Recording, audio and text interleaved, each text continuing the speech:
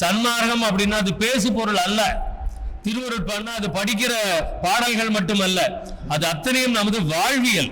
நாம் எப்படி வாழ வேண்டும் என்பதைத்தான் வள்ளல் பெருமான் முதல் திருமுறையிலிருந்து 6 திருமுறை வரையும், அது மட்டும் இல்லாமல் உரைநடை முழுவதும் நம்முடைய வாழ்க்கையை சிற்பி போல அருமையான சிற்பி நம்மளை செதுக்கி இருக்கிறார்.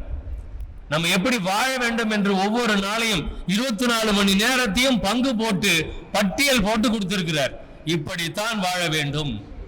என்ன பேசணும், எப்ப பேசணும், எப்படி பேசணும், என்ன சாப்பிடணும், எப்படி சாப்பிடணும், எப்ப சாப்பிடணும், எல்லாத்துக்கும் இந்த 3 விஷயங்கள் உண்டு.